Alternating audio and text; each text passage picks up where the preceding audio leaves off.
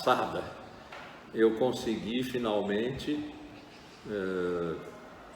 por um lado, justificar a mudança de rumo da verdade para o real e encontrar eu próprio o caminho dessa mudança, porque talvez estivesse na minha cabeça, agora já não sei, quando eu preparei a ementa do curso, né, e aquele programa indicativo que nunca é cumprido, por isso que ele é indicativo, tentativo, sei lá, talvez eu tivesse na cabeça a ideia de que eu ia parar com a questão da verdade, com a história da verdade, né, e atacar a questão do real, porque ela se torna central no momento exatamente em que se fala de pós-verdade. Esse nosso momento da pós-verdade, o que ele põe em questão é a realidade do real. Vou repetir, quando se diz, e a definição do dicionário de Oxford de pós-verdade, é que quando se precisa tomar uma decisão, então realmente é a esfera pública, é o espaço público que está em questão aí, isso é importante. Quando se precisa tomar uma decisão, os fatos objetivos valem tanto quanto qualquer outra opinião. Bom, isso, claro, tem um impacto imediato sobre o que é verdade, qual é a eficácia da verdade no mundo do consumo de imagens, né,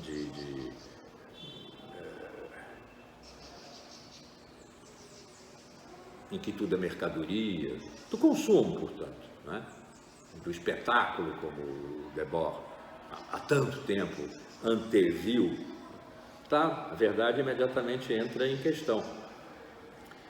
Mas se nós estamos no mundo, na época, não sei, da pós-verdade, a discussão sobre a verdade, mesmo a discussão de como a verdade foi afetada pela pós-verdade, se pode dizer assim, né, fica propriamente insustentável. De que verdade se está falando para dizer que ela foi afetada pelo... A gente não tem palavras para dizer isso, mas enfim, pelo advento do momento pós-verdadeiro em que se move e se debate hoje a nossa cultura, a nossa civilização. Se verdade é algo que está declaratoriamente, porque não foi provado, como tantas vezes eu já disse aqui, em crise, né? Já nem mais em questão, em crise, desde os pós-modernos, desde a década de 80 do século passado. Então, quando se fala em verdade, de que estamos falando para dizer que ela foi afetada pelo ambiente da pós-verdade em que nós nos movemos hoje? E não sabemos nos mover. Digo nós, que ainda insistimos em refletir sobre a vida tal como ela se apresenta a nós nas relações interindividuais, nas relações sociais, culturais, políticas, etc. Refletir sobre isso, o vivo da vida. Não as abstrações universais, temos que ir a elas frequentemente, é claro, né? É uma pujante história que nós temos aí e que não vamos jogar fora, mas não ficarmos aí para construir um novo sistema de verdade. Aquele modelo, para meu uso, se eles quiserem usar, naturalmente podem, da experiência do ethos, dos sistemas de linguagem que são sacarrolhados, não sei qual é o sujeito dessa sacarrolhagem, né, dessa experiência, desse ethos, e os regimes de verdade que se produzem a partir desses sistemas de linguagem, dentro dessa estrutura, é sempre de épocas que se trata, e nesse momento trata-se da nossa época. Trata-se de encontrar o ethos da nossa época, em que nós nos movemos entre imagens uma cultura intensamente imagética, reticular, nos movemos em rede, há um real de rede, né? Vimos isso nas eleições agora, mas não só, consumo de imagem, o modelo instagrâmico, né, que a gente poderia falar, em que nós nos envolvemos entre simulações, simulacros, e imagens e narrativas, opiniões, né, caracteriza um ethos. Nós temos a capacidade de fazer essa experiência, pergunto, porque essa experiência é num plano diferente, mas como que no mesmo lugar, porque agora se trata de experiência, e aí tem uma diferença a ser marcada, mas está como que no mesmo lugar do que na longa tradição da filosofia, na história que tanto sempre me interessou, né, que eu trouxe sempre aqui para vocês, no lugar do fundamento. A experiência ética, nesse sentido do ethos, é o fundamento dos sistemas de linguagem e regimes de verdade de que uma época, justamente, se vale para comunicar, para produzir, para ser, dizer, pensar e fazer. Então, o embaraço estava aí. Nós estaríamos reclamando e nos lamuriando e batendo o pé se permanecêssemos no domínio da história da verdade, que na tristeza da verdade e na esperança da verdade, nos dois cursos anteriores, né, sobre verdade, eu formulei aqui. Se disséssemos, bom, nós não concordamos com essa conversa de pós-verdade, insistimos na verdade, e é verdade, insistimos na verdade porque o regime de pós-verdade, estou de propósito, e ironicamente, safadamente, usando aqui a palavra regime, que eu tenho utilizado em conexão sempre com verdade, né? Regime de verdade. O regime de pós-verdade é uma ferida civilizacional.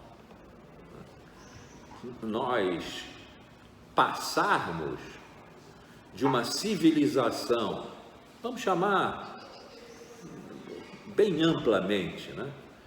Uma civilização da comunicação, que significa do pôr em comum, pormos em comum o que dizemos e o que pensamos, e nesse sentido, pormos-nos em comum, fazermos comunidade, fazermos um comum, vários comuns, né? Sociedade, cultura, a civilização ocidental.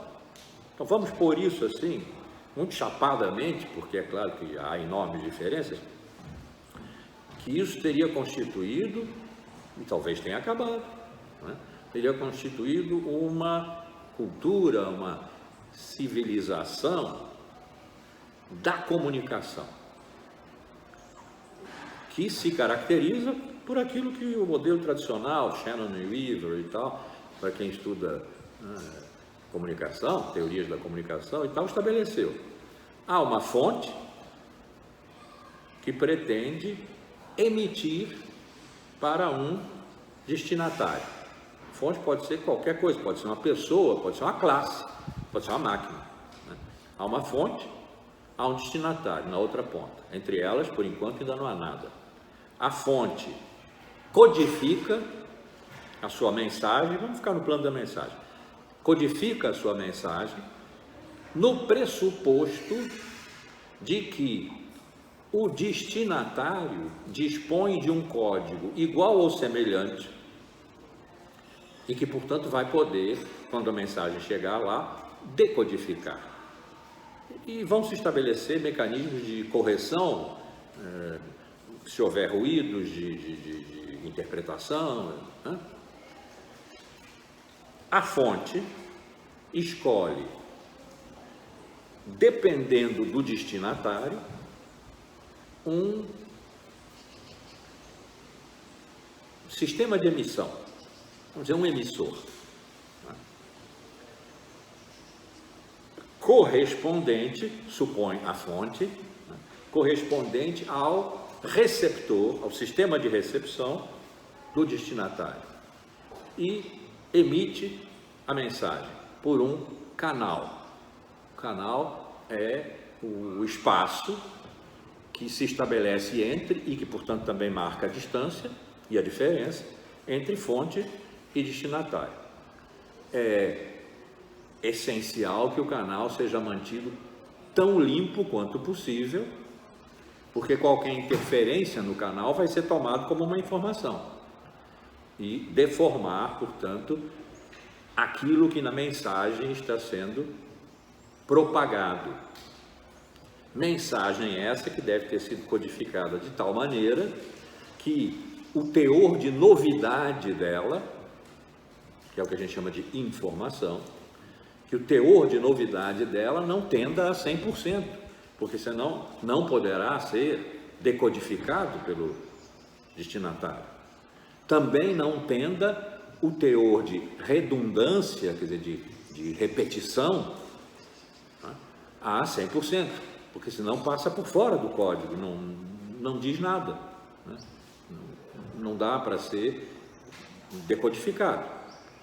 Então é preciso encontrar, e isso no vai e vem do processo de transmissão e recepção entre fonte e destinatário, vai se acertando, é preciso encontrar uma relação ótima entre o que há de novo e que é precisamente o que se quer comunicar, e o que é necessário manter de redundância para que esse novo consiga chegar ao outro lado, ser recebido em boas condições, ser decodificado, se houver uma certa comunidade de códigos entre a fonte e o destinatário, né? Ser decodificado e, finalmente, o destinatário receber a mensagem e responder.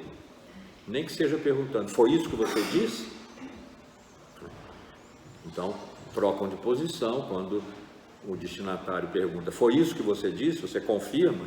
13, confirma. Você confirma?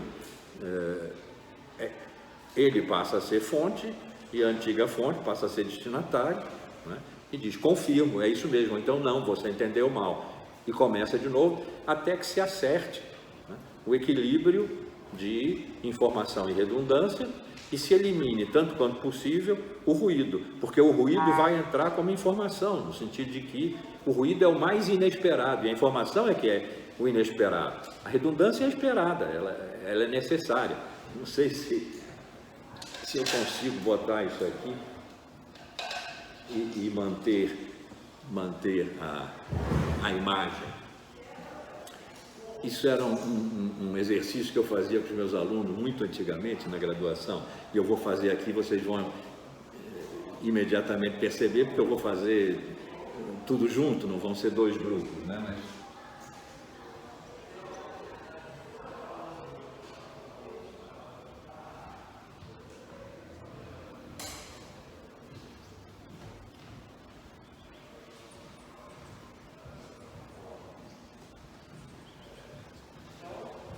vocês conseguem decodificar essa mensagem constituída só de vogais? As vogais são a estrutura de redundância da língua, de qualquer língua. No hebraico, por exemplo, que só usa consoantes, para ler é preciso colocar ali vogais, como o nome de Deus, que são 4 consoantes, mas é preciso colocar aí um A, um E, Yavé, Oye, Ová, né? Sem o que não se consegue ler. É impronunciável. Qualquer língua, as vogais são a estrutura de redundância da língua. Vocês conseguem entender uma palavra aqui?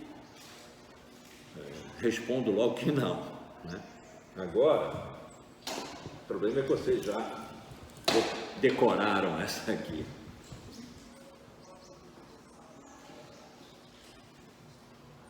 Aqui são 6, tá? CPCBN. Consegue? Copacabana. Copacabana. A estrutura informacional da língua são as consoantes. Se vocês não tivessem visto o O, A, que eu botei aqui, talvez Copacabana não aparecesse imediatamente, ou seja, talvez esse CPCBN aqui seja uma estrutura de um tal teor de informação, de novidade, que transmitida não gere decodificação suficiente para que a mensagem cumpra a sua função, que é chegar do outro lado e ser entendida. Os códigos, né, usam muito consoantes, porque um excesso de redundância acaba não permitindo, digo códigos no sentido de criptolinguagem, né? Só as consoantes acabariam não permitindo com muita chance de erro, uma decodificação. Então, foi só para dar um exemplo aqui de que se o teor de informação for muito alto, a mensagem não passa. Se o teor de redundância for muito alto, a mensagem não passa. Ou melhor, a mensagem não é decodificável, porque não há onde pegar, uma vez que não há uma estrutura informacional presente. Bem, por que eu fiz essa descrição, que todo mundo conhece, é o modelo standard, né, de comunicação. Vem da teoria da informação, tem uma base matemática, que não vem ao caso aqui. Por que, quando fonte e destinatário emitem o sinal entendi, entre eles se estabeleceu um sentido. O que se estabelece ao longo do canal, que junta, ou seja, que põe com, juntos, únicos, quer dizer, que faz um único, faz comunidade de dois, conjunta dois num único, comunica. Esse sentido que se produz aí é essencial. Se não houver sentido, não há comunicação. Olha, sentido está exatamente na posição de verdade. Uma civilização comunicacional, e podem imaginar que isso, se a gente for até a mais longínqua antiguidade, a que eu sempre vou, lá no século VI, lá no X, lá em Homero, né, e pensando só no Ocidente que veio dos gregos. Agora imagine, no Ocidente, é outra parte, outra metade do nosso DNA que veio dos judeus, em que trata-se de interpretar texto. Eles estudam de dois em dois, né? Porque a leitura não é uma coisa solitária, é um processo de comunicação entre dois que vão decifrando, com a agravante seríssima de que uma decifração errada pode destruir o mundo, né? Então, nós humanos concriamos na medida em que interpretamos os textos, que por isso mesmo são textos sagrados, ou que por serem sagrados precisam ser interpretados de uma maneira em que a mensagem esteja claramente definida entre dois, e ela vai ser modificada e modificada e modificada nas suas interpretações, sempre entre dois. Ninguém estuda sozinho ali. Ah, bom, entendi. Não entendi enquanto o outro não entender.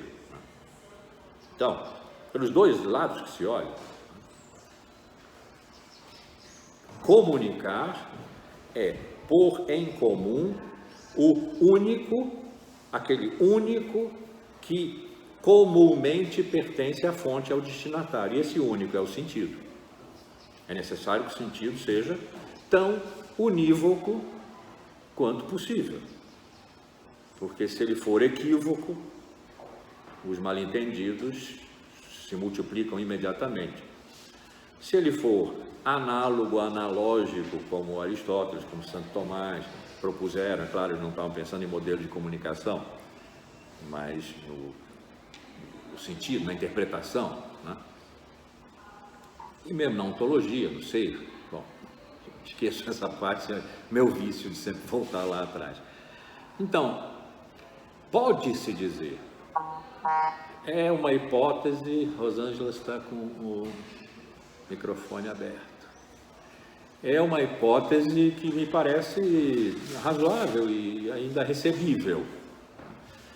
Quando se passa de uma cultura da comunicação que instaura uma civilização baseada em sistemas de linguagem que permitem interação, portanto, formação do comum, e se é dos sistemas de linguagem que os regimes de verdade vão buscar seus, vamos usar a palavra antiga e tão bonita, fundamentos, a tendência de que verdade tenha uma qualidade universal, e isso foi uma tendência longuíssima na nossa cultura, não é de se estranhar. Ela precisa ser universal, porque precisa ser comum, precisa ser partilhável entre todos, de modo que quando alguém diga alguma coisa, outro alguém a compreenda e faça referência através dela ao que nela está sendo dito, e que essa referência, esse trazer para cá, esse conduzir para cá, né, é o real, é o que está ali fora, em relação ao qual se diz alguma coisa. Agora, é admissível, me parece inteiramente admissível, que nós estejamos passando há algum tempo, desde o período pós-estruturalista, começo do pós-moderno, vamos dizer décadas de 70, 80 e dali em diante, né? Estamos passando, ou já passamos, basicamente é o que a ideia de pós-verdade diz, já passamos, acabou.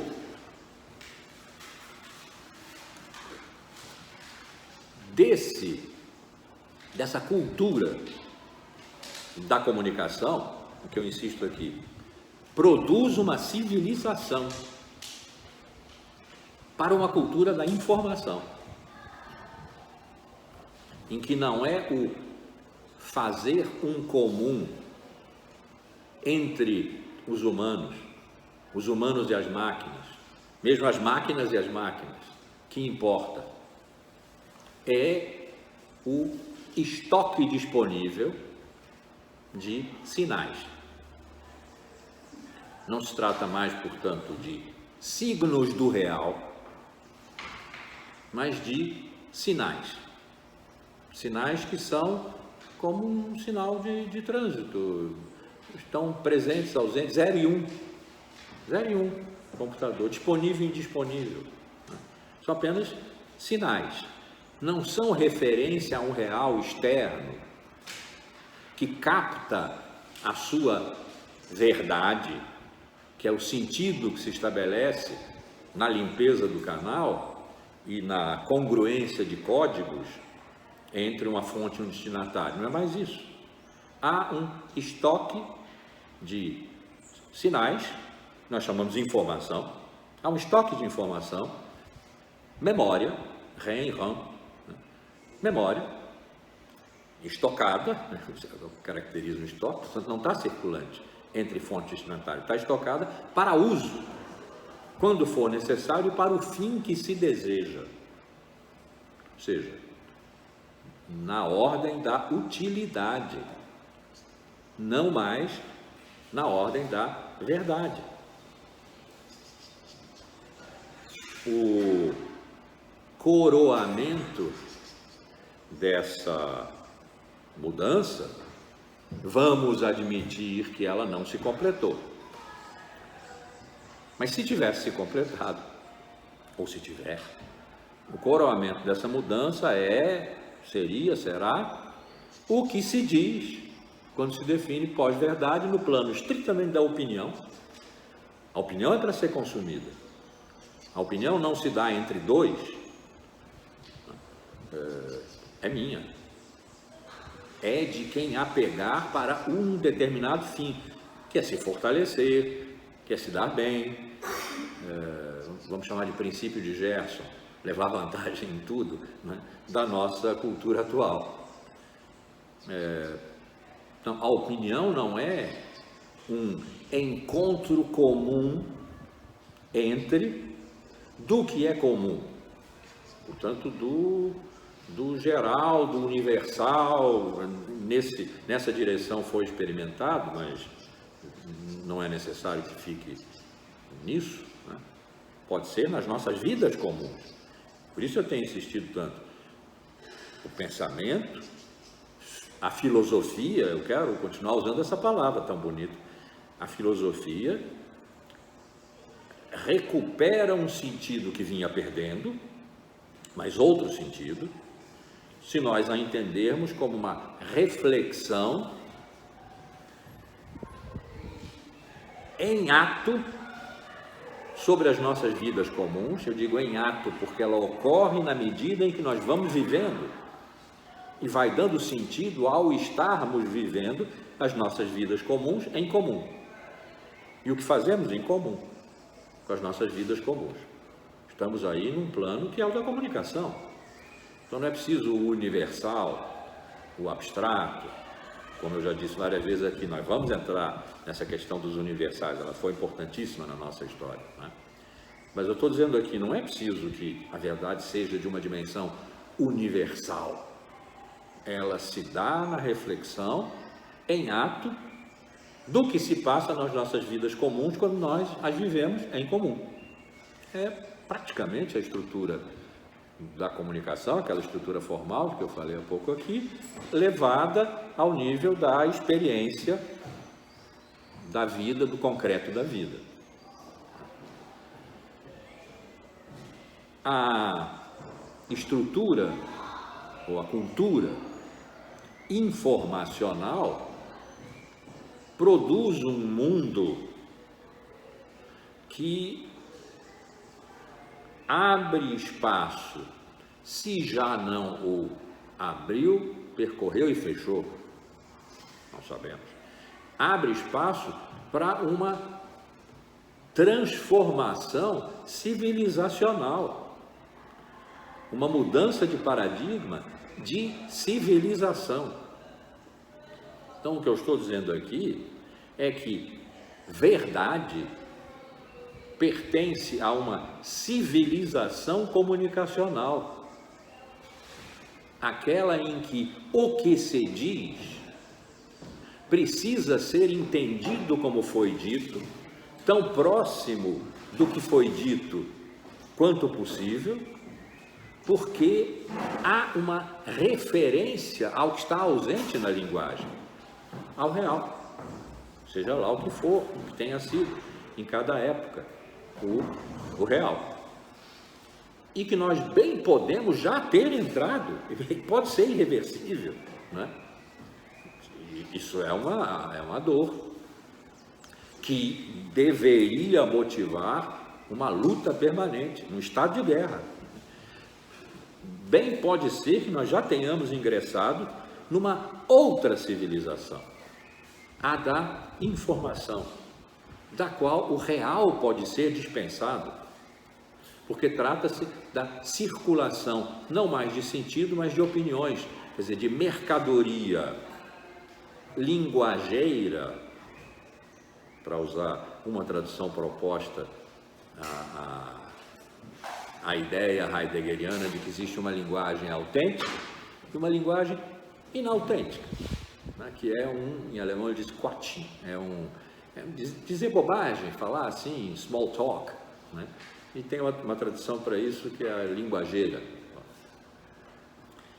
E linguageira significa, troca imediata, é opinião, é tomar lá da cá, que passa pelas palavras, mas que já não se sustenta na potência de um sistema de linguagem sacarrolhado de uma experiência ética fundamental de uma época.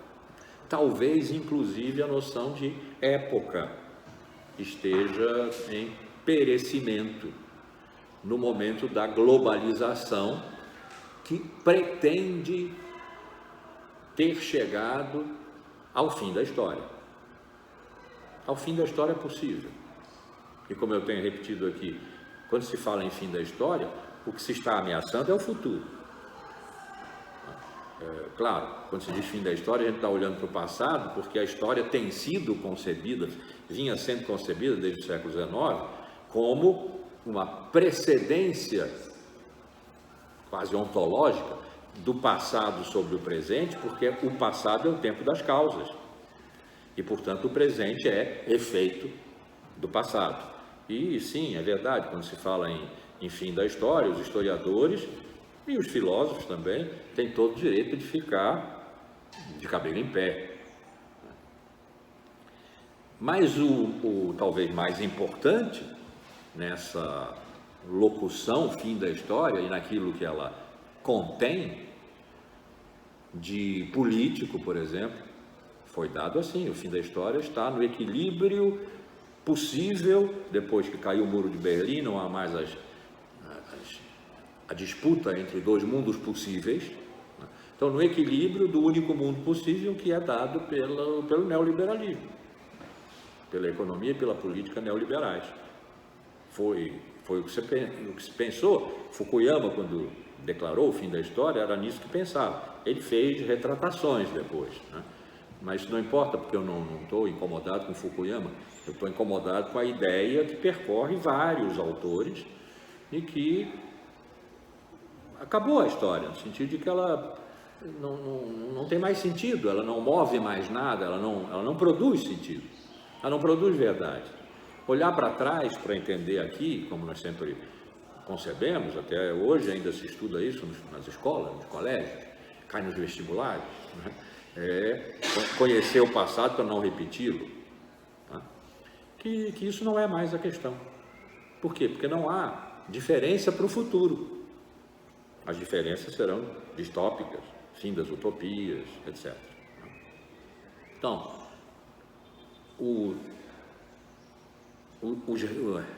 não posso agora usar regime porque ficou contaminado, bem contaminado, ou a contaminação virtuosa por verdade, né? Modo de ser,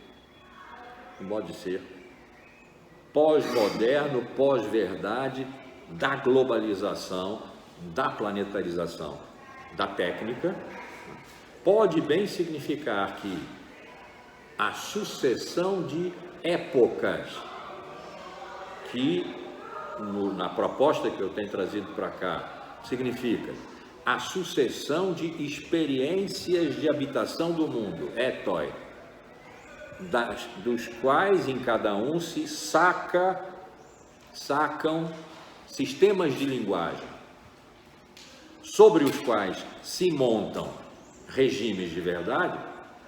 Esse tempo acabou. Isso é que significa para nós aqui nesse momento, fim da história. Pode bem ter acontecido. E nesse caso nós estaremos entrando, ou já estaremos dentro, de uma civilização da informação, da imagem, do consumo, que quebrou as suas relações com uma civilização, uma cultura longa e em etapas, quer dizer, em épocas da comunicação. Aquela de que eu falei aqui, a fonte destinatária, o acordo no meio, a produção necessária de sentido, o lugar da verdade. E isso não é uma banalidade. Se for isso, não é uma banalidade. E se não for isso, também não é uma banalidade, porque se não for isso, será algo, não ser isso, será algo que nós teremos encontrado. Porque o que nos está dado é uma cultura, uma civilização da pós-verdade que se expressa nas práticas interindividuais, políticas, sociais, econômicas, culturais, no modo das polarizações. A polarização, as polarizações, não seriam, nesse sentido, uma circunstância eleitoral, por exemplo, que tenham sido as extremas direitas no mundo, que tenham puxado os regimes de polarização em que nós vivemos hoje, diz bastante coisa, porque as extremas direitas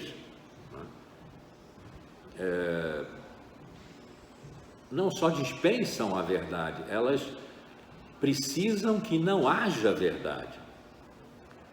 Esse é o sentido da desinformação, das fake news, dos negacionismos, da anticiência. As extremas direitas precisam que não haja verdade, porque se houver verdade, elas serão julgadas num plano que não será estritamente o plano do poder em que elas se colocam. As extremas direitas são anti-iluministas.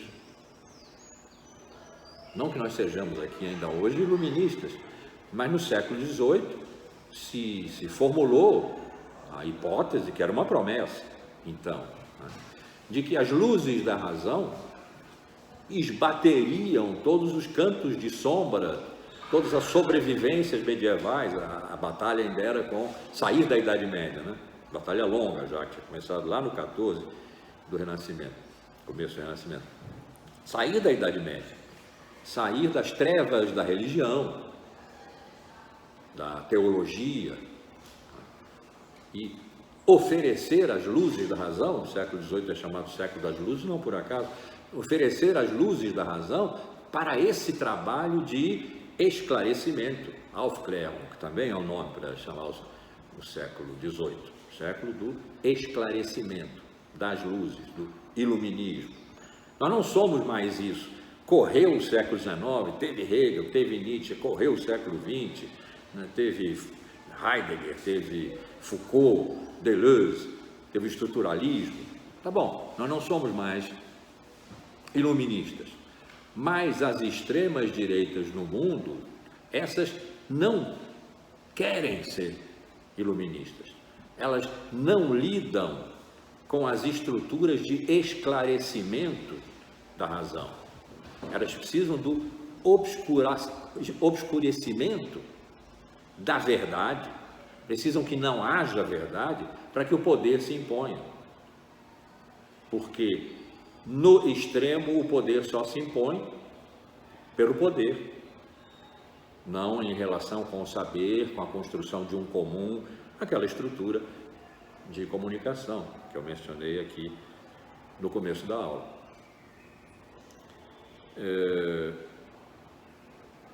Então, as polarizações são, sim, do ponto de vista político, e no que decorre desse ponto de vista político, o social, as imensas exclusões, essas violências extremas feitas a todos os modos de alteridade que não cabem na visão excludente, né, da extrema-direita, do mundo, né, da extrema-direita. Então, a extrema-direita puxa as polarizações, sim. O mundo entra num sistema de polarização por conta disso. Nós estamos começando a ver um retorno da Guerra Fria, na ausência das condições objetivas em que a Guerra Fria se deu, a Guerra Fria histórica. Nós estamos vendo o surgimento de uma, podemos chamar de simulação, se nos lembrarmos de que na palavra simulação, símulo é o semelhante, há aí uma verossimilhança, né? Uma simulação de uma Guerra Fria que teve um determinado sentido e função histórica que não estão mais, o sentido e a formulação histórica é em presença hoje. No entanto, a simulação, o simulacro de uma Guerra Fria, ou de mais de uma, nos assombram hoje, até em guerra nuclear se fala, como então, nos assombram hoje porque os regimes de polarização estão se naturalizando. E isso permeia todas as sociedades e o mundo. O mundo globalizado hoje, se foi possível engoliram também bastante porque quiseram, um estado de emergência no Brasil por causa da guerra da Ucrânia, e aí os cereais, etc. Bom, tudo aquilo que nós vimos e sabemos por que foi feito no Brasil e para quê. Mas se há alguma verossimilhança que permita ou force a ser engolida uma argumentação desse tipo para produzir a decretação de um estado de emergência, de que o governo precisou ali para emitir aquelas benesses todas que seriam impossíveis num momento eleitoral em que nós já estávamos, né? É porque o regime da globalização não é só econômico, tem a ver com a circulação de bens e pessoas. O vírus veio no torna-viagem de férias, né? Do Ocidente para o Oriente. Né? Então, a circulação de pessoas, que também faz uma encostada da cultura humana, aquilo que nos era próprio e exclusivo, né? Com a realidade natural que encostou. Bom, tantas vezes eu disse isso aqui, não preciso repetir. Né? Então, a globalização é hoje um sistema em que tudo interage sobre tudo o tempo todo. Então, a instantaneidade do tempo, a gente diz, é em tempo real. A instantaneidade do tempo, o encurtamento dos espaços, a velocidade da nossa cultura, velocidade de propagação da nossa cultura, da nossa civilização, está globalizada. Se isso corresponder, na verdade isso antecedeu, mas pode ter se acelerado muito depois, se isso corresponder ou tivesse acelerado a um momento em que verdade deixou de fazer qualquer sentido, ou seja, verdade que sempre fora um regime de produção de sentido, pelo menos entre dois, sentido que nesse caso será um acordo, pelo menos entre dois, e esse é o modelo mínimo de comunicação, mas generalizem isso e nós vamos chegar lá nos universais, verdade que precisa fazer sentido para todos, ou para a maioria, aquela que determina o que é sentido para todos. Se isso, então a probabilidade de que nós tenhamos saído de uma civilização e estejamos entrando em outra, uma civilização em que a verdade era nuclear, para uma outra em que ela não se tornou nem mesmo excêntrica, está fora do centro, mas em algum lugar, não é núcleo, mas circula subatomicamente ali um elétron, um neutrino, alguma coisa. Não, que ela sumiu, não se trata mais disso, trata-se de opinião e cada um pega aquela que o fortaleça, que lhe dê poder, que elimine o outro, porque não há mais acordo, o tal lugar do meio que eu falo tanto. Se isso,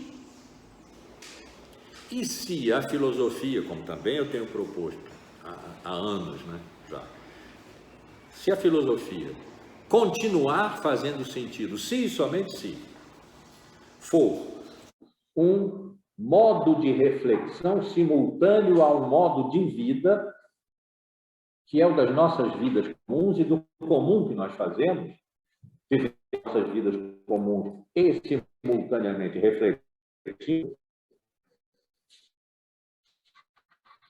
e aí as reflexão filosófica, aos fragmentos, como em Nietzsche, ou no modo dos ensaios, como Montaigne, os pensamentos soltos, como em Pascal, não sabemos. Certamente será outra coisa. O que sabemos não serão mais grandes sistemas fechados. Então, se a filosofia ainda é para fazer algum sentido, nós estamos em estado de guerra civilizacional. Nós estamos assistindo, e pode ser passivamente, pode ser que não haja mais o que fazer, pode ser que as distopias sejam os futuros definitivos. E, portanto, o desejo de futuro tem acabado. O projeto, a estrutura do projeto, que é lançar para o futuro um desejo que o presente tem de ser diferente. E a estrutura de projeto, que tem raízes no século XIX, na invenção da história como um grande paradigma, a grande revolução do século XIX, né? A estrutura de projeto tem dado o que tinha para dar e pronto. Um dos sentidos de dizer que a história acabou. Então, pode-se acompanhar essa mudança civilizacional, se é que ela está se produzindo, e eu estou propondo que sim, ela está se produzindo. E também que ela ainda não se fechou. E pode-se acompanhar essa mudança de paradigma civilizacional. Eu quero sublinhar muito essa palavra. Negrito, itálico, sublinhado para essa palavra. Civilizacional. Não é uma mudança de paradigmas dentro de uma mesma cultura, né? Como eu vinha trabalhando a questão da verdade, na longa duração do século VI até o XXI, mudanças de paradigmas dentro de uma mesma cultura, a definir cultura, é claro, mas dentro de uma cultura que tinha referências comuns, a principal delas, para o que nos diz respeito, sendo a das relações entre o que é real e que nós não sabemos, e de cada vez precisamos perguntar de novo, e as respostas são múltiplas, vão do ser e do indeterminado a Deus, ou a história, a revolução, né? O que é o real, com aquilo que lhe corresponde, a definir também, corresponde como verdade. O comum era isso.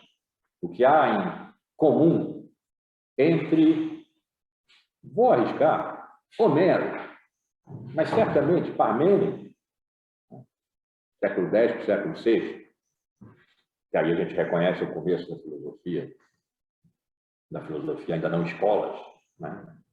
Começo da filosofia, o que há em comum entre, vamos dizer Parmênides, então, entre Parmênides no século VI a.C. e Heidegger no século XX, e Foucault com suas genealogias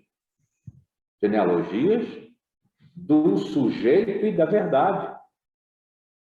Foi assim que ele, várias vezes, qualificou o seu pensamento. Meu pensamento todo o meu trabalho foi uma busca das relações entre sujeito e verdade, a definir sujeito, a definir verdade. Por isso ele acabou indo lá ao século V de Sócrates, ia trabalhar tanto sobre o Alcibíades. Né? Bom, o que há em comum nessa longuíssima duração é a consistência, mais forte ou mais fraca, em glória ou em crise, das relações entre o que é real e o que é verdade. O que é verdade do real. Que o real dá de si, ou que se postula do real, ou que se impõe ao real para transformá-lo. Mas essa relação existiu durante 26 séculos. Não é pouca coisa. Durante 26 séculos. E não é dizer, bom, durante 26 séculos nós vivemos exatamente a mesma cultura. Não, as culturas foram mudando. Se por cultura nós quisermos entender aquilo que corresponde para nós humanos à experiência do nosso habitar o mundo, a Terra, o que nós não somos, morarmos entre o que nós não somos, em épocas. Então, nós podemos dizer sim, que a cultura grega não é a cultura medieval. Porque a experiência ética é o fundamento. A experiência ética de uma e de outra não é a mesma. Mas podemos dizer, diante do que nos ameaça, sim, ameaça, hoje, nessa locução pós-verdade, que a cultura grega e a cultura medieval, a cultura moderna, o iluminismo do século XVIII, Kant, acabou. Será que foi essa? Foi isso que eu chutei? Aí, inteiramente aqui. Não está mais gravando.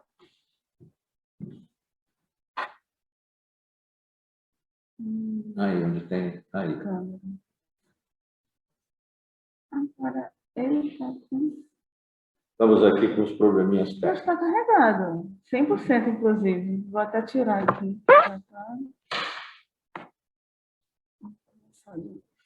Vai, continua. Está gravando? Não, É. caiu. Aí.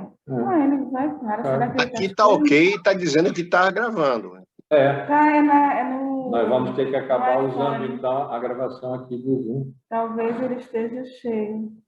Ah, Tá isso vendo? aqui Porque é. ele começa e para. Gravou demais já. Pode ser. No passado a gente não tirou daí. Ok, então, estamos agora no Zoom e a imagem vai mudar lá quando a gente subir para o YouTube, que é futuro. Mas bom. Professor, aproveitando a fala você falou que talvez nessa sociedade pós-verdade hiperconectada, talvez a distopia seja muito normal.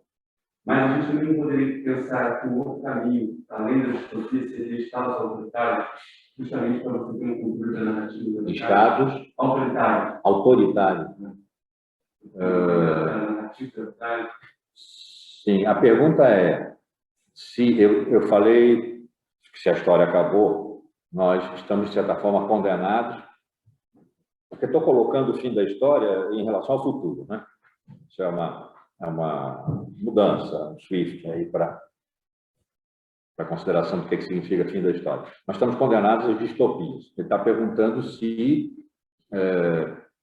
alternativamente, em vez de distopia, a gente não pode falar em estados autoritários. Bom, eu estou considerando que estados autoritários são distopias, na medida em que o estado autoritário é uma centralização de toda a distribuição de sentidos possíveis. Então, coisas como uma distopia do tipo, as mulheres não podem mais engravidar porque não podem mais ter filhos. Tem filmes sobre isso, né? Não pode mais ter filhos. Tudo vai estar sendo mecanizado, robotizado, etc., e o humano não é compatível com isso. Isso só é compatível com um Estado autoritário, em que a lei é o que há, e qualquer atividade que seja da ordem da vida é ilegal. Então, acho que é por aí. Claro que tem diferenças, né? O enfoque do Estado autoritário é sobretudo político, mas eu acho que ele cabe dentro dos futuros distópicos, no sentido de que é o que impede o advento de um futuro utópico, que foi um dia desejado, vinha sendo realizado e se instalou na medida do que é possível a uma utopia se instalar. Nunca é total, mas é um outro mundo possível. E nos estados autoritários, como nas distopias, não há outro mundo possível, é aquele. Por isso que tem sempre as linhas de fuga daqueles que não foram contaminados, ou que ainda tem uma memória, depende do filme, né? Ainda tem uma memória, que então saem por aí, se fazem ilegais, são resistência. Bom, porque nós ainda queremos as utopias. Mas, bom, então, eu proponho isso, nós estamos em estado de guerra. Se somente se todas aquelas coisas que eu já falei aqui, se a filosofia ainda faz sentido, se um sentido ainda faz sentido, portanto, se a verdade ainda faz sentido, no momento em que nós absolutamente não sabemos do que estamos falando quando dizemos a palavra verdade, porque há uma eficácia produtiva, Foucault nos ensinou isso, na repressão chamada pós-verdade, né, há uma eficácia produtiva. Foucault usa isso em relação à repressão sexual, né? Ele diz a hipótese repressiva é incompleta e imprecisa, porque o modo de lidar com a sexualidade através do discurso, da confissão, produz sujeito. Produz sujeito, produz sociedade. Então, há uma positividade produtiva aí da qual... mas essa não é a questão. Então, há uma positividade produtiva na locução pós-verdade e aquilo a que ela dá sentido, que é um novo mundo sendo instaurado e nós nele. Então, a não ser que nós queiramos, e não é bom, nos pôr numa posição ressentida, que nos faria fugir e ir para o mosteiro, ou reativa. Esse jogo eu não quero jogar. Mas não tem outro. Tem que jogar esse. E tentar trabalhar com as regras dele e subvertê-las.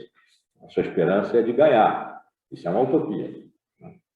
Mas se você tem essa esperança, bom, a utopia é exatamente a congruência, né, da esperança com a vida. Então, com todas essas condicionantes, se nós estamos na guerra. A não ser que nos agrade a nova civilização em que nós estamos entrando. A civilização planetária. Mas aí nós temos muitas coisas para discutir sobre viver no planeta. Sobre o planeta ser o nosso espaço. Caiu de novo a minha, então vamos ficar aqui. Então. Sobre o planeta ser o nosso espaço, nosso ambiente, cujo meio nós ocupamos. Já falei disso aqui também, do antropoceno, etc. Né? Então, muita coisa para discutir aí, não podemos simplesmente estar satisfeitos com a civilização planetária produzida pela planetarização da técnica e tudo que nós sabemos da globalização, que pronto, deixamos passar. Não é óbvio, tem muita coisa para discutir aí.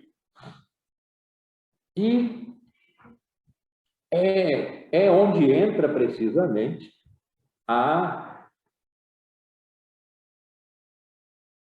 não posso dizer a questão, questionamento, o espanto. É onde entra o espanto com haver ou não haver real. Ou tudo está progressivamente, cada vez mais e tendencialmente sem escape, existe essa ideia, na dimensão do virtual. Eu digo tendencialmente sem escape, porque quando aqueles malucos americanos, os estropianos, né, pós-humanistas no sentido não do humanismo como uma ideologia e tal, pós-humanidade, acreditam que se eles fizerem o upload do seu cérebro numa máquina, essa máquina fica sendo eles. Claro, eles reduziram sua vida ao conhecimento, cérebro, o conhecimento à informação, porque só a informação pode ser uploaded, né, para uma máquina. E aí eles podem morrer, porque não morrerão. A máquina os eternizou. Há aí a ideia da singularidade tecnológica, é uma espécie de buraco negro. As singularidades são grandes perturbações cosmológicas, onde as leis da física não conseguem dar conta. O buraco negro é uma das mais importantes singularidades. O Big Bang se houve, foi a máxima singularidade, né? Inexplicável pelas leis da física.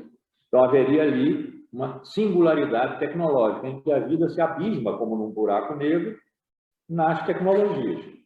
Existe essa tendência. Eu disse aqueles malucos americanos e estropianos, mas o fato de que eles sejam possíveis e que isso não seja mais uma dimensão de ficção científica, coisa de literatura, né? Há um manifesto pós-humanista deles, e eles ensinam isso, propagam isso. Portanto, essa seria, digamos, uma tendência, vamos chamar de alucinada, se quisermos, mas uma tendência muito extrema desse momento que nós estamos vivendo e que nos acena com uma outra civilização. Aquela em relação à qual se perguntava no tempo da ficção científica se as máquinas venceriam os humanos, né? Se um dia a civilização seria constituída por máquinas. Isso deixou de ser science fiction para ser alguma coisa que nos aponta para dimensões da realidade que pode ser que tenham a tendência de se generalizar, sem que nós, os humanos, saiamos de cena, acaba tudo que é humano e ficam só as máquinas. E sim, isso ainda é ficção científica, né? Mas um grande avanço do não humano, do inumano. Há muita gente tratando disso, muita gente importante, pensadores importantes tratando disso. A gente pode, eu chamei passivamente há pouco, não pode estar satisfeito com isso. Há quem esteja delirantemente satisfeito com isso. E pode não estar. Não estará em nome de quê? Porque essa é uma civilização de imensa eficácia, em que se conseguem imensas coisas. Coisas extremamente importantes. De modo que, pelo amor de Deus, estava dizendo há pouco, nada de ressentimento, nada de reatividade pura, né? Eu quero passar, no meu tempo era melhor, não é agora.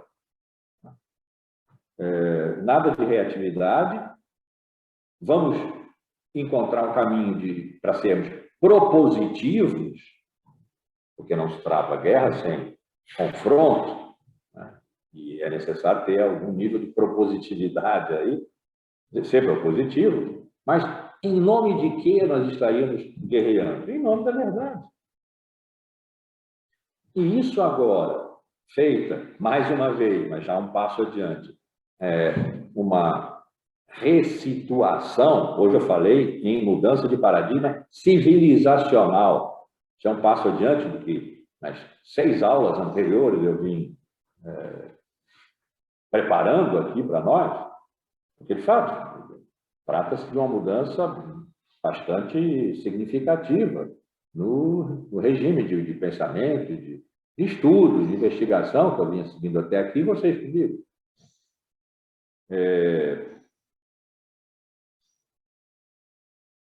É da verdade que se trata, porque é do real que se trata. Essa mudança civilizacional, o que propõe é a desrealização do real. A sua substituição, mas não no mesmo lugar, por estruturas que Baudrillard, por exemplo, chamava de hiperreais. O hiperreal é um real sem atmosfera, que é movido por algoritmos de uma circularidade artificial de signos não sendo mais nenhuma referência a algo de externo. Portanto, não uma duplicação, não uma representação, não há mais imaginário, não há mais ideologia, porque não há mais duplo, não há mais uma possibilidade de comparação. Está lá, já muito citado aqui, que eu recomendo que vocês leiam, se não leram já, na Precessão do Simulacro, no livro dele, Simulacros de Simulação. E que a maioria dos outros chama de virtual. Então, as estruturas de virtualização do mundo, que não dispensam a existência dos humanos, mas os humanos tenderão a ser, e em larga medida, já são periféricos dos sistemas reticulares, dos sistemas de rede. Usuários, é verdade, né? Periféricos, porque os sistemas altamente informacionalizados têm ou terão, em pouco tempo, uma capacidade de interação que nos dispensa. Isso é futuro distópico? Não sei, porque já está em larga medida presente. Está em larga medida presente. Então,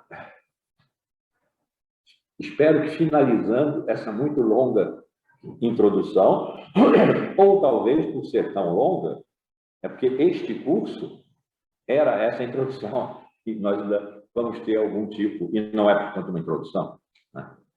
É a explicitação em um curso inteiro, se for isso, de uma séria mudança de regime de investigação, de estudos, de proposição de reflexão em ato nas nossas vidas comuns, tendo em vista o que nós fazemos em comum nas nossas vidas comuns, ou seja, tendo em vista a possibilidade de comunicar. Sobre isso que eu estou, então, insistindo. Isso significa o quê? Quando nós comunicamos e estabelecemos entre nós, mesmo que seja por acordo, habermasianamente, o acordo dos que podem concordar, né? Verdade, nós temos em vista o real. Seja o que for real.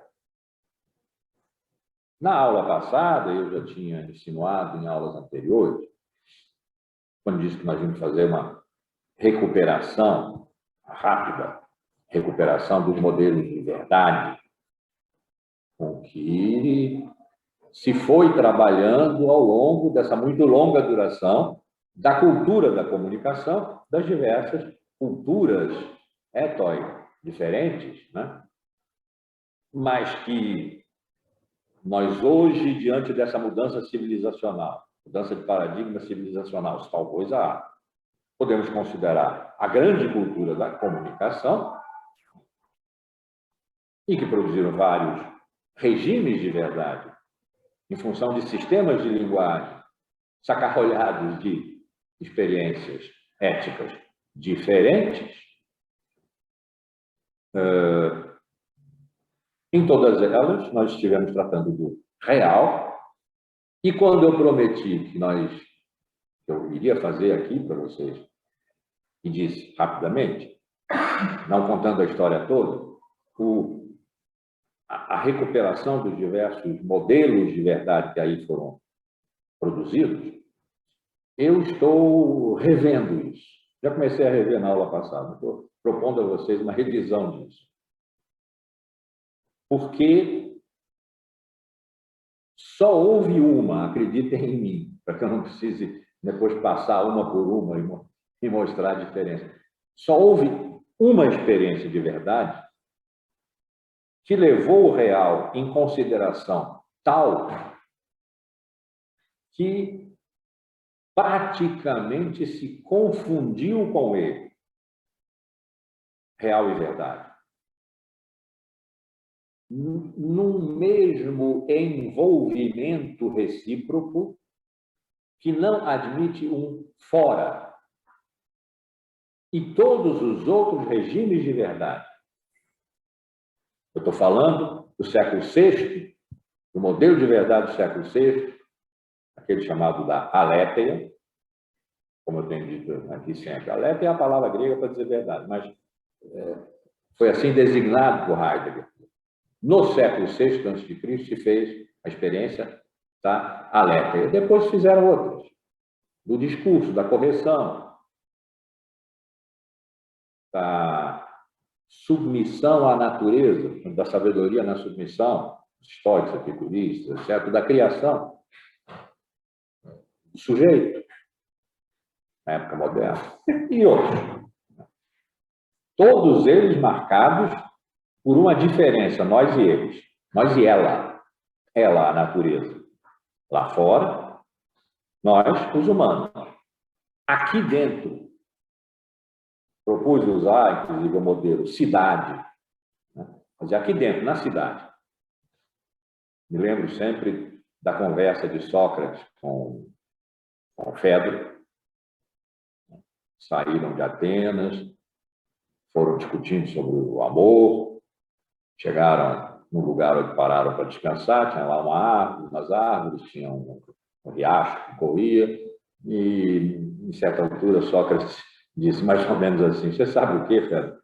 Eu aqui não aprendo nada na natureza, eu aprendo na cidade. Nada. Onde ele perguntava, ele respondia, onde havia pessoas a quem ele podia perguntar: você está cuidando de si? E a quem ele podia dar o comando délfico: conheça-se a si mesmo, conhece-te a ti mesmo, dou-te autônomo. Em todos eles, até o nosso, esse que pode ter acabado, e isso a pós-verdade pode estar querendo dizer, sem problematizar, sem refletir, mas essa não problematização, não reflexão, remonta a um período anterior, à década de 80 do século passado, dos pós-modernos. Tem uma conexão aí. Não é a mesma coisa, já disse isso várias vezes, também não vou repetir, não é a mesma coisa, o pensamento pós-moderno e o pensamento pós-verdade, se é que aí ainda se trata de pensamento, do reino da opinião e da utilidade, puras, né? Mas todas essas experiências de verdade, necessitaram, nem supuseram, necessitaram de um estabelecimento de foreidade, de um fora e, portanto, de um dentro, que atingiu sua máxima obviedade na relação sujeito e objeto, interioridade, exterioridade, que é moderna, mas que está em Platão, está em Aristóteles. Menos uma. Então, eu não vou repetir as outras. Menos uma. A da Alétheia, no século VI a.C.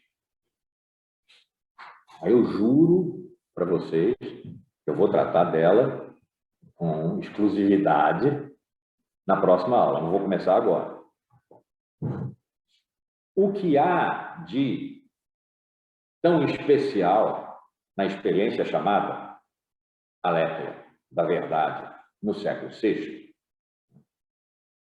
Alétheia significando não ocultação, em geral se diz desocultação, desvelamento, desencobrimento, né?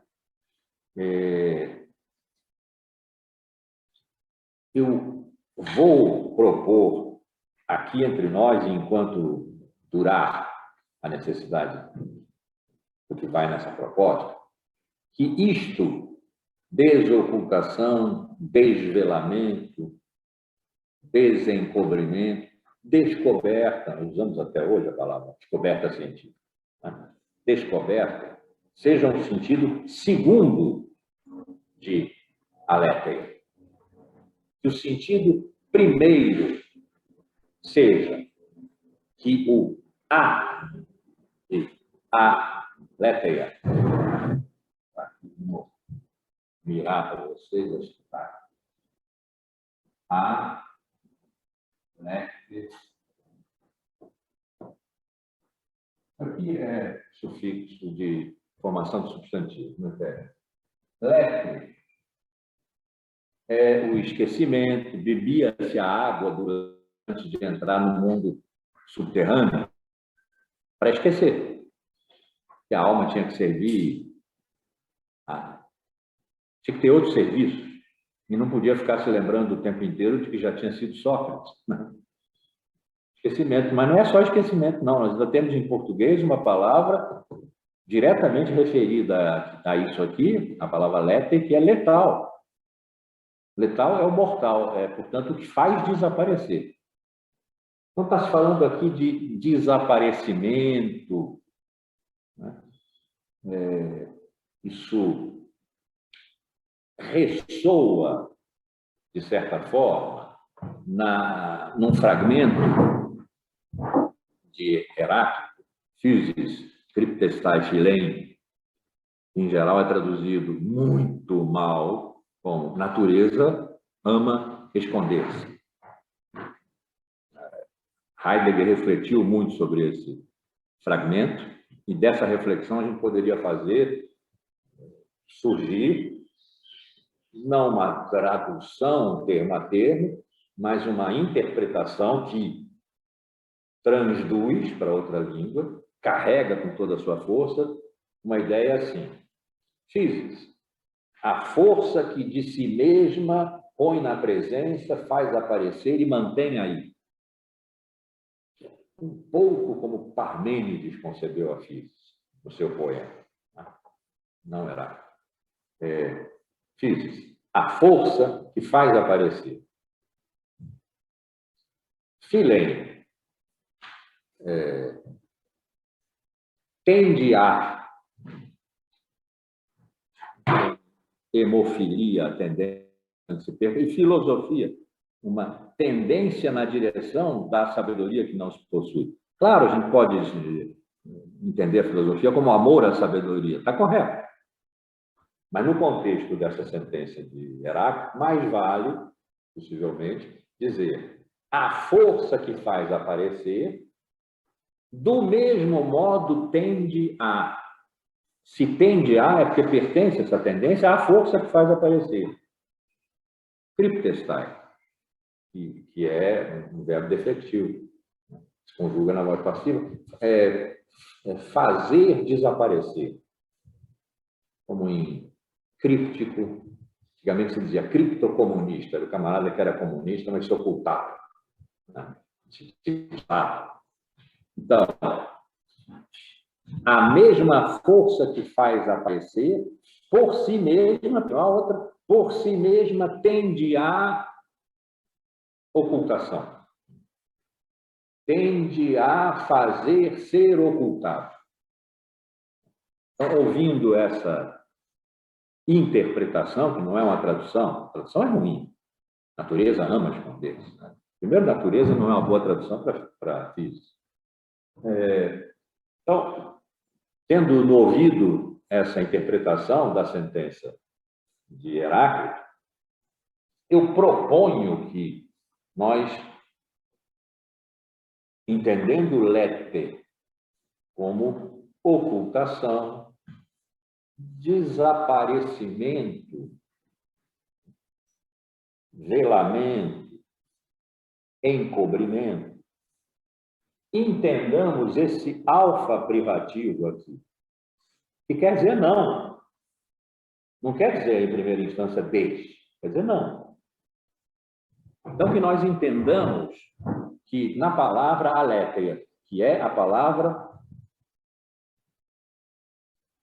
que Heidegger ouve como sendo uma experiência de verdade feita no século VI e não mais. Que aí se diga não. Portanto, não velamento, não ocultação, não esquecimento, não encobrimento. Porque aí nós podemos revirar a sentença de Heráclito e dizer: Physis, a força que por si mesma oculta, com essa mesma força faz aparecer. Então, o sujeito da não ocultação não é o homem, é Physis. Nós damos uma mãozinha a Physis, apressando o processo de não ocultação, não velamento. Ajudamos o não velamento desvelando. É um ato de suplência, de suplementação à tendência, à força que pertence a Physis e não a nós, da não ocultação. É porque Physis se não oculta, e se não oculta por ocultar, não é? Uma coisa pertence à outra, que nós podemos ir lá e ajudar a arrancar da ocultação aquilo que está oculto em vias de não ocultação. em possibilidade de não ocultação. Se não fosse assim, se não for assim, quando nós fôssemos lá e desencobríssemos, não haveria encobrimento mais. O desvelamento seria definitivo, que é como nós pensamos a ideia de descoberta científica. Alguma coisa está encoberta porque nós não sabemos ainda. Mas nós temos a certeza de que, se desenvolvermos melhor as nossas técnicas, quem sabe, imagino lá o Higgs, que propôs a existência de um bóson. Precisava existir um bóson, foi chamado bóson de Higgs, também a partícula Deus, ou a partícula de Deus, até, né? Pela consistência do sistema padrão de explicação do universo, seria necessário existir essa partícula. Ele postulou isso teoricamente, na década de 60 do século passado. Na década de 10, foi em 13, as técnicas, a tecnologia já tinha se desenvolvido o suficiente para poder fazer o experimento daquela postulação teórica, puramente teórica, aquele chute, um bom chute de Higgs. E fez-se no CERN, entre a França e a Suíça, porque o CERN é um imenso acelerador de partículas, de átomos, que passa por baixo dos dois países.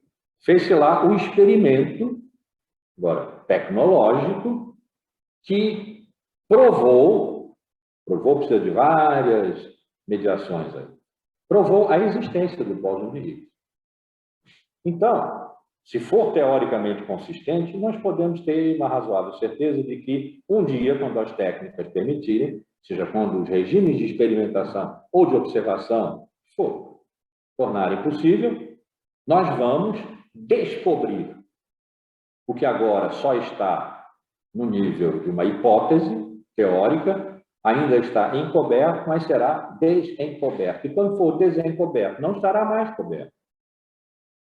No entanto, a experiência da physis, que é força que faz aparecer, e por essa mesma força tem a força de fazer ocultar, o homem não chega lá, desoculta e pronto, a physis acabou o seu trabalho.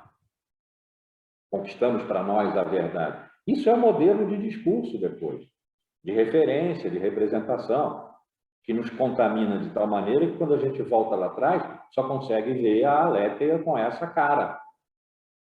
Então, eu proponho não ocultação como primeiro nível de entendimento do que diz a palavra Aletheia como verdade, porque, repito, o sujeito, a palavra não cabe na época, mas o sujeito da não ocultação é a própria physis.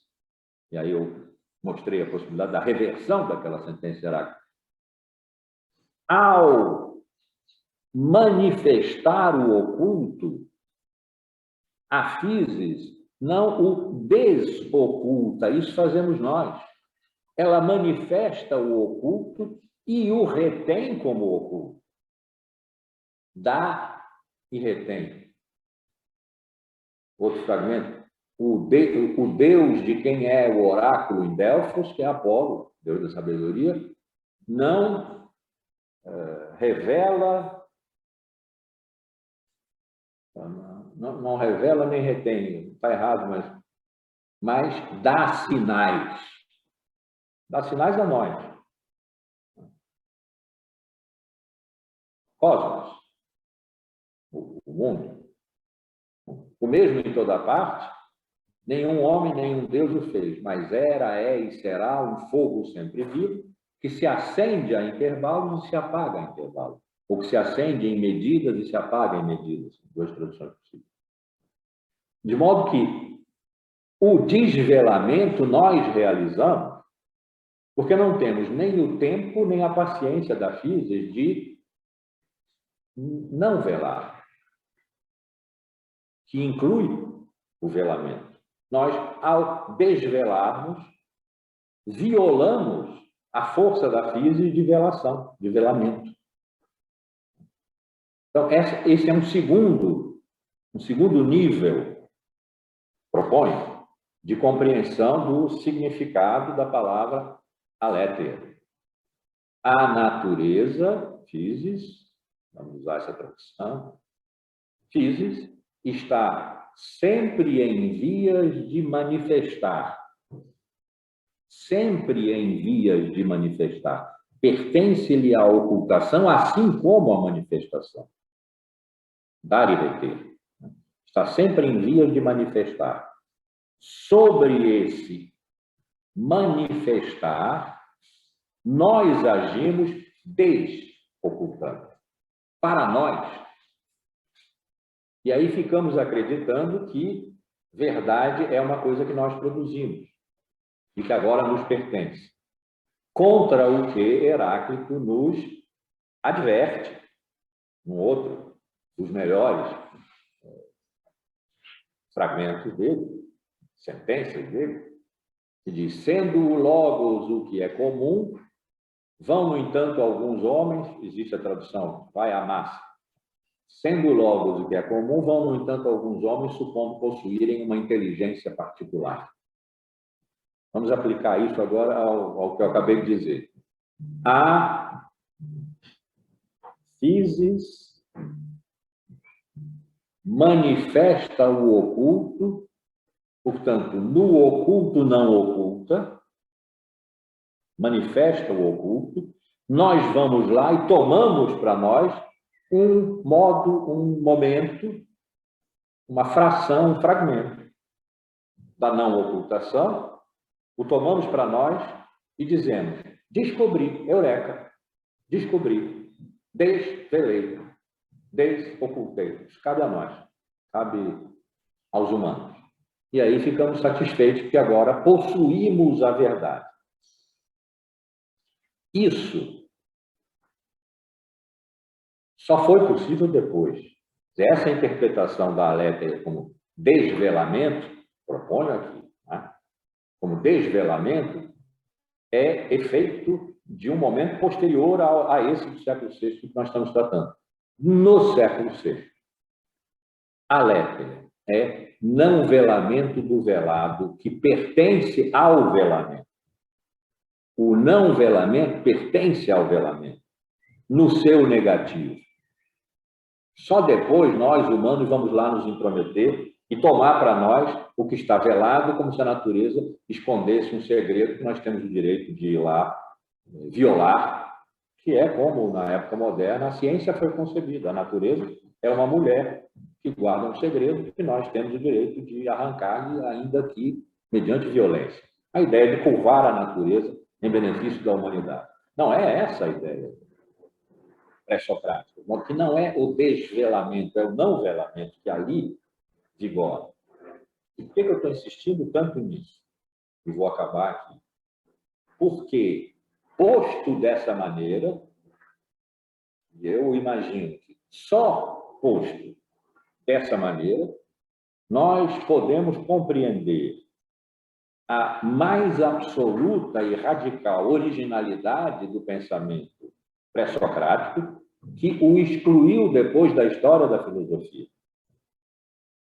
E por isso é que a gente pode recuperá-lo, também já disse aqui, porque ele não sofreu o desgaste do tempo, a erosão do tempo, ele não passou pelas provas da história. Ele, como que, por assim dizer, não tem história. A sua história começou, para nossos efeitos, no século XIX, quando esses filósofos foram reencontrados, mas reencontrados em outro lugar. Os livros deles nós não temos, não dispomos. Então, eu estou propondo que a radicalidade do pensamento pré-socrático tenha sido tanta que não tenha podido ser assimilada posteriormente, depois do estrago que os sofistas fizeram no século V, né? E apesar da genialidade de Aristóteles, e ele botou a condenação dos pré-socráticos em torno da sua teoria da causalidade, disse eles não viram a quadridimensão das causas e, portanto, não foram filósofos, que não tenha sido isso. Que não tenha sido isso. Que tenha sido que os pré-socráticos tiveram da verdade uma compreensão tal que nela toda a realidade está envolvida, nós juntos. De modo que physis aqui oculta e não oculta. Aqui vela e não vela. Aqui retém e mostra. Ela, physis. Nesse movimento que se chama até hoje, porque Heidegger propôs assim, né? Aletheia, nesse movimento estão a um só passo envolvidas toda a realidade no seu escondimento e não escondimento, de tal maneira que a verdade pertence ao real que pertence à verdade. Não há fora. Ainda não há fora.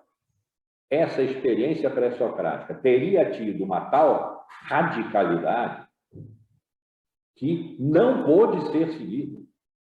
Quando os sofistas separaram logos de physis, o fizeram para garantirem que não se trata da mesma coisa e que há uma linha de fora que separa logos de physis, sem o que o pensamento é impossível. Mas aí o pensamento já está definido como discurso, o que um pré-socrático nunca faria. E por que nós hoje podemos, de certa forma, o que eu posso propor isso aqui? Não sei se vocês estão me achando maluco, mas acho que faz algum sentido. Por que eu posso propor isso aqui? Porque nós estamos vivendo, na nossa época, algo de semelhante. Meio ambiente, antropoceno, a pandemia, planetarização da técnica. Tudo isso nos põe diante de um possivelmente, fato, que é o de que a barreira que nós pusemos por 25 séculos, dos sofistas para cá, ou 24 elaboradamente, de Platão e Aristóteles para cá, a barreira que nós pusemos entre nós e tudo que nós não somos, o lá fora caiu. Esse muro caiu. O nosso lugar, hoje, é o planeta. E o planeta dá e retém. A Terra, dá e retém. Mostra e esconde. E nós com ela. E nós com ela significa, nós vivemos disso e morremos disso. Então, essa estrutura que a pandemia nos revelou, essa estrutura em que a Terra invadiu o mundo que nós tínhamos criado para nós, a cidade, a cultura, em que a Terra invadiu o mundo, essa estrutura que agora indiferencia no bom sentido,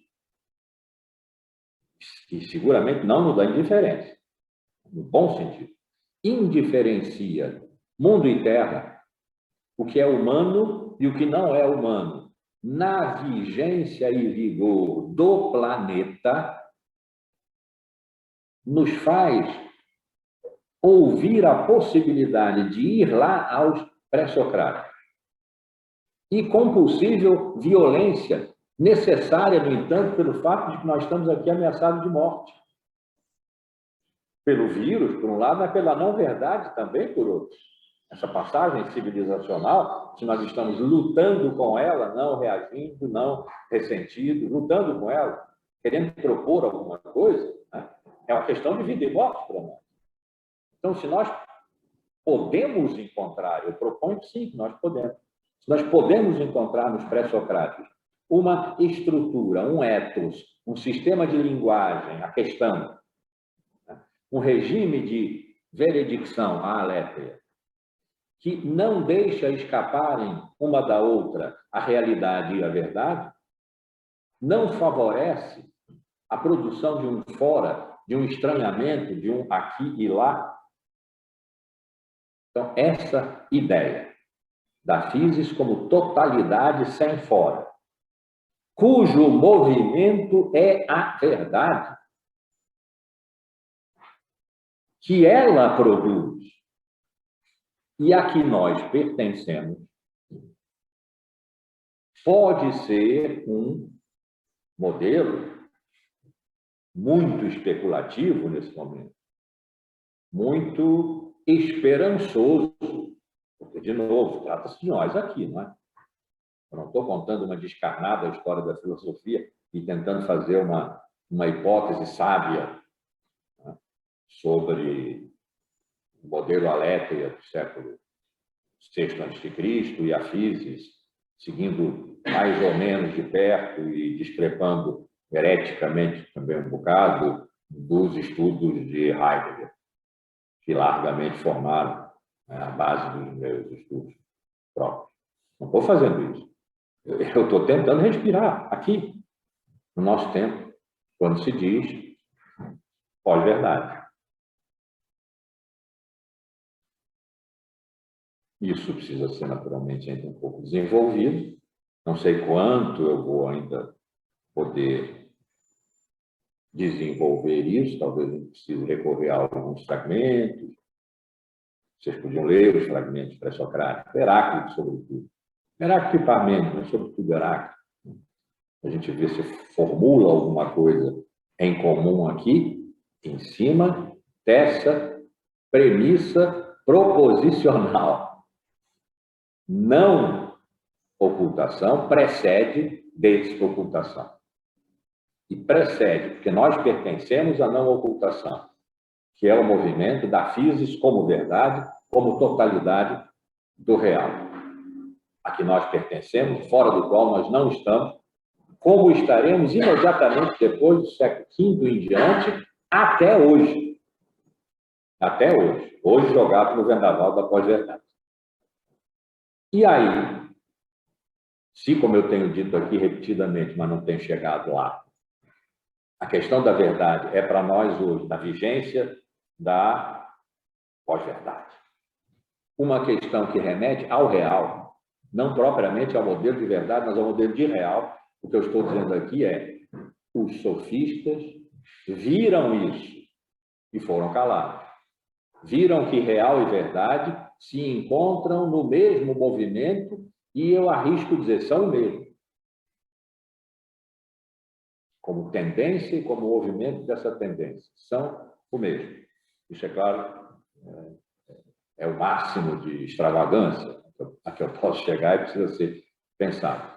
De tal maneira que pensar real e pensar verdade se encontram no mesmo lugar, embora não se enunciem do mesmo modo. E encontrarem-se no mesmo lugar e não se enunciarem do mesmo modo, eu vou tentar desenvolver a partir de Aristóteles, que foi de todos os filósofos o que mais poderosamente pensou o real e sua relação com a verdade, com o dizer, com o interpretar, na metafísica, na lógica, no Perias Meneias de interpretações, as palavras e as coisas do Aristóteles, né? E em outros, né? Em outros livros. Vamos tentar seguir um pouco por aí, mas eu muitas vezes vou ter que voltar ao final dessa aula aqui, porque nela está se formulando uma hipótese que, como eu disse há pouco, pode ser uma enorme extravagância, e apenas isso. Mas nunca será apenas isso, porque ela está sendo feita no lugar em que nós podemos estar morrendo da verdade na sua ausência, na pós-verdade. No momento em que pode estar sendo feita uma passagem civilizacional, uma mudança de paradigma de civilização, daquilo que, no começo da aula, eu chamei cultura da comunicação para cultura da informação, que, de novo, nos traz imensas e excelentes coisas. Nada de ressentimento, nada de reatividade, sobretudo nada de tecnofobia.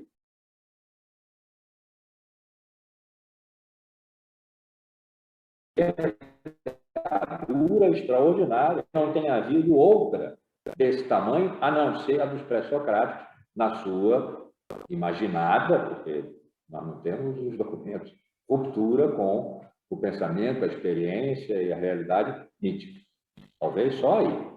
Né? Talvez só aí. Então, a extravagância que for é um modo que, então, se for uma grande extravagância, será um modo desesperado de lidar positivamente, em estado de guerra, com o que lateja no termo pós-verdade e de que eu já estabeleci aqui uma série de conexões com as polarizações, o não haver lugar no meio do meio, a possibilidade do acordo, né? A globalização, todas aquelas coisas que eu já falei aqui nas aulas passadas. Então, estamos nesse ponto. Nesse ponto, Júlio, vamos retomar na próxima aula. Alerta, desenvolver um pouco mais isso, para então podermos entrar numa consideração sobre o real. Minha lembrança de que não é isso exatamente que está na sequência do que seria. Na sequência do que seria essa aula, eu teria que falar, então, do modelo de verdade como discurso dos sofistas, como correção nos filósofos, sobretudo Aristóteles, e daí em diante, adequação em Santo Tomás, e todas aquelas coisas. Não, acho que justifiquei hoje porque não vou fazer. Quando necessário, aqui e ali vai aparecer. Então, essa parte da sequência do programa tentativo, esse já é o real que entra em seguida. Também, se não for, eu posso botá-lo. Aí vai depender da sequência da conversa aqui, do que vai aparecendo, porque as ideias, né, aqui entre nós, as ideias são puxadas pelas palavras, as ideias são um efeito de gramática, né? E aparecem assim, quando a gente está na presença de outras pessoas. A gente precisa falar de alguma coisa que nos inquieta profundamente, que nos apaixona. Aí é que as ideias aparecem. Fora isso, é frio.